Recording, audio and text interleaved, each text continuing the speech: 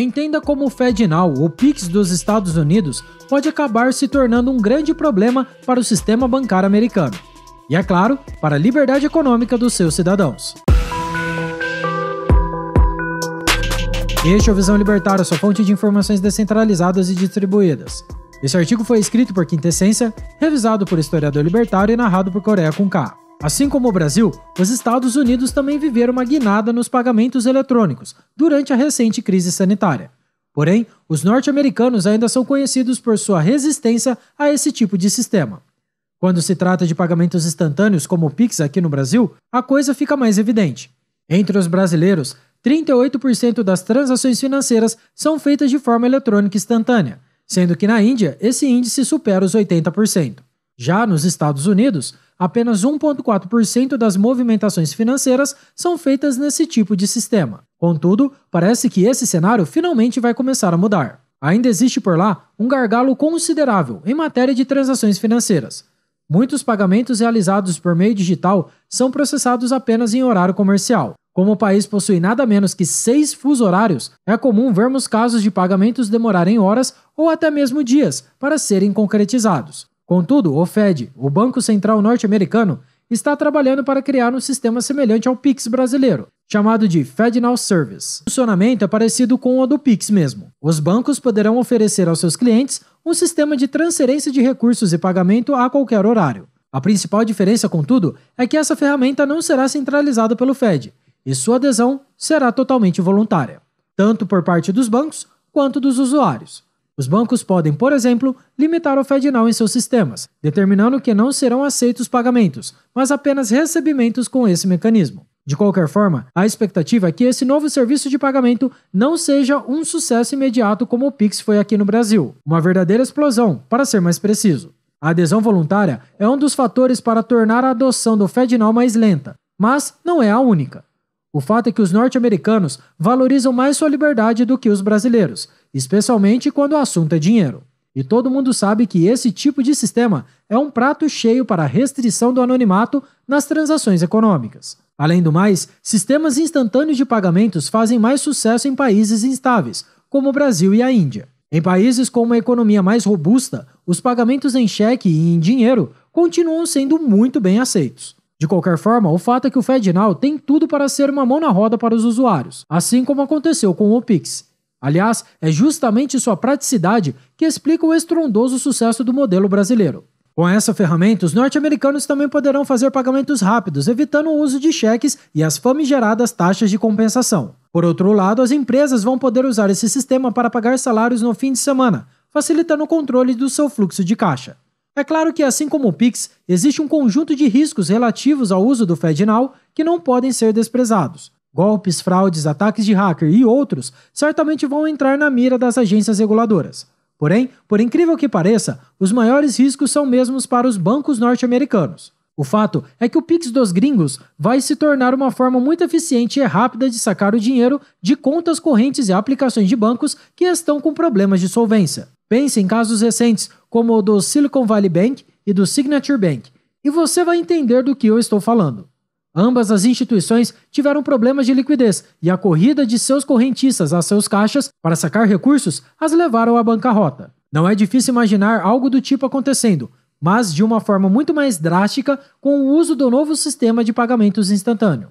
Imagine o caso de um rumor bancário em que uma determinada instituição financeira supostamente estivesse insolvente. É bem provável que seus correntistas tratem logo de sacar todos os seus recursos, transferindo-os via FedNow para outra instituição. Nesse caso, não haveria longas filas nas portas das agências, o que daria tempo para o banco contornar o problema.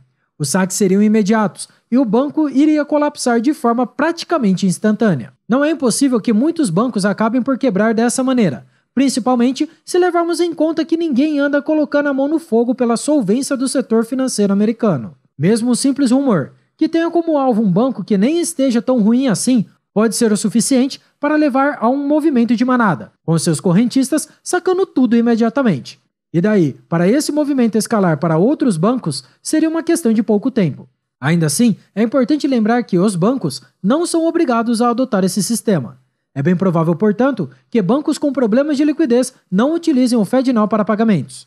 De qualquer forma, o grande perigo por trás desse sistema é o mesmo do Pix, o fim da privacidade nas transações financeiras. Atualmente, o sistema financeiro americano ainda é bem descentralizado, diferente do modelo brasileiro, que praticamente é controlado por inteiro pelo Banco Central.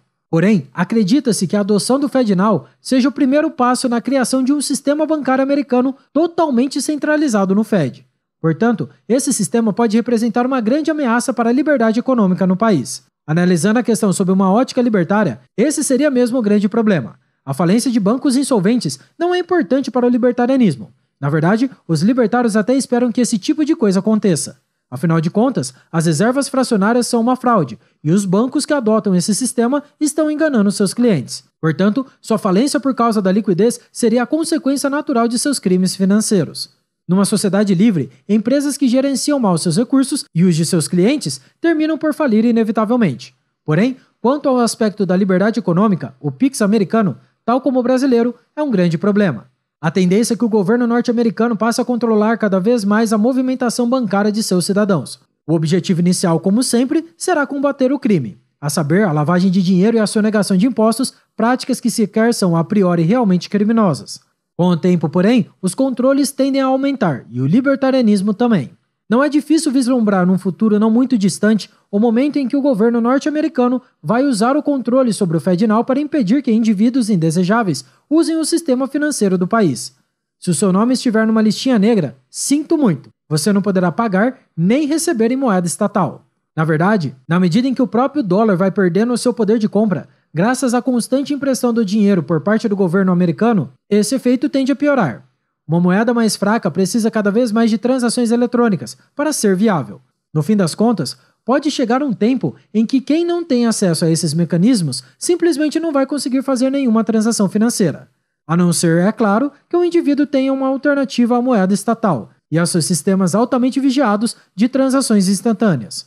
Um ótimo exemplo seria o Bitcoin, que funciona de uma forma semelhante, diga-se de passagem. Sim, o famoso ouro digital demora mais que o Pix para ser compensado, e existe uma pequena taxa a ser cobrada para cada transação. Porém, nenhum banco central é capaz de violar o sigilo dessa movimentação.